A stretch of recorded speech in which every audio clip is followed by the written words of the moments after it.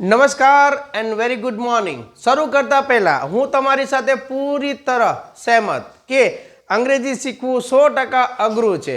ચાલો એ વાતની ફરીથી સાબિતી સાથે એક વિડીયોને સમજવાનો પ્રયત્ન કરીએ અને નક્કી કરીએ કે જી હા, ઇંગ્લિશ શીખવું ઘણું બધું અઘરું છે।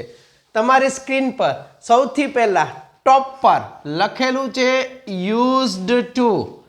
હવે યુઝડ ટુ ને આપણે દીધેલું છે V1। V1 ने हूँ कहूँ छू क्रियापदनु मूल रूप। देख रहे हो ना आप, यूज्ड टू के साथ V1। जो इतना अगर आपने अपने माइंड में बिठा दिया तो समझ लीजिए आपने शुरुआत कर दिया। હવે ગુજરાતી ઉપર આવી જાઓ, કારણ કે ગુજરાતીથી કરાવવું છે તો ક્રિયા સાથે તો કરી દો પાકું। રાખો આટલું જમણી બાજુ તું ડાબી બાજુ, ડાબી બાજુ તું જમણી બાજુ। હવે ડાબી બાજુ તમારી પાસે છે યુઝડ ટુ, આ તો લખવાનું જ અને એની સાથે ક્રિયાપદનું મૂળ રૂપ। હવે જમણી બાજુ લખવાનું રહેશે ક્રિયા પ્લસ ત। જો આટલું કરી દીધો સેટ, તો હવે આગળ વધીએ। હવે મુદ્દાની વાત કરું, જે કરવાની હોય છે, જે નથી થતી એને કહેવાય છે પ્રેક્ટિસ। ઇંગ્લિશ ઇમ્પ્રૂવ કરવા માટે I strongly force on practice. Practice કરવી અનિવાર્ય છે। ચાલો જોઈએ। જુઓ, મેં મારા માટે લીધું આઈ પછી યુઝડ ટુ। મેં આજની અનેક વખત એવું કહ્યું છે કે ગુજરાતીનો છેડો, અંગ્રેજીનું બીજું સ્થાન। જ્યારે પણ કોઈ વિડીયો તમે જુઓ કે શોર્ટ્સ યા કોઈ પણ રીલ જુઓ ને ક્યાંક ને ક્યાંક આ મારા બે પંચલાઇન્સ કહો, ફાઇનલ લાઇન્સ કહો કે યુનિવર્સલ ટ્રુથ કહો, મળી જશે। શું? ગુજરાતી છેડેથી અંગ્રેજીનું બીજું સ્થાન। તો કરીએ પહેલાં બીજા સ્થાનની વાત। તો બીજા સ્થાનમાં યુઝડ ટુ લખી નાખ્યું। મને જે ક્રિયા આવડે છે એ મેં અત્યારે લખી પ્લે। તો બન્યું શું? આઈ યુઝડ ટુ પ્લે। શું? જનરલી ગુજરાત હોય કે ભારત હોય, ક્રિકેટ ઇઝ એવરીવેર, સર્વત્ર, અત્ર તત્ર સર્વત્ર ક્રિકેટ ક્રિકેટ ક્રિકેટ। તો આઈનું ગુજરાતી કર્યું હું। આઈ મતલબ હું, ક્રિકેટ લખીએ તો ક્રિકેટનું તો ક્રિકેટ જ રાખીશ, ગુજરાતી એનું ગોતવું નથી। હવે પ્લે એટલે રમવું થાય, પરંતુ ત સાથે શબ્દ લગાડવાનો છે તો બની જશે યુઝડ ટુ પ્લેનું રમતો। કોઈ ગર્લ પાત્ર હોય, સ્ત્રી પાત્ર હોય તો લગાડી દો રમતી।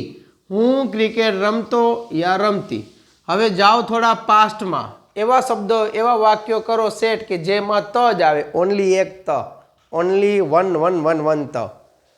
તમારા માટે આ ટાસ્ક, મેં તમને કહ્યું ને શીખવું અઘરું છે અને પ્રેક્ટિસ કરવી એનાથી પણ અઘરી છે।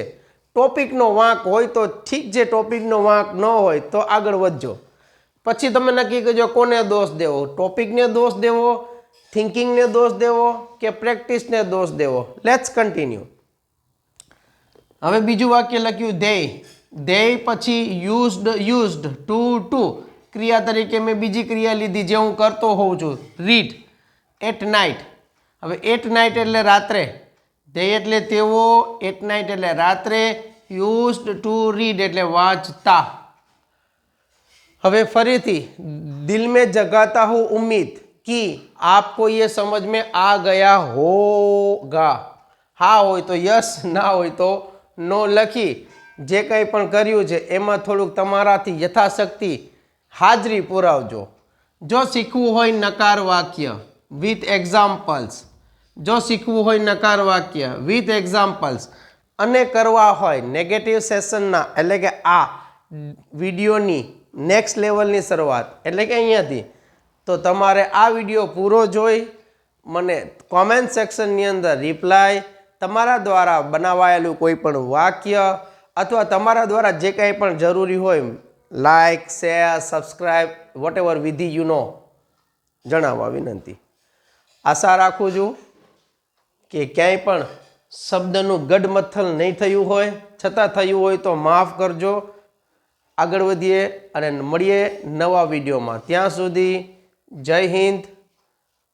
सोचते रहो, विचारते रहो और अब जो टॉपिक इजी लाग्यो હોય તો ગ્રામરને દોષ ન દેતા, બાકીની જે બે વિધિ હોય એના ઉપર અનુકૂળતા રાખજો। થેન્ક યુ, જય હિન્દ। ફાઇનલી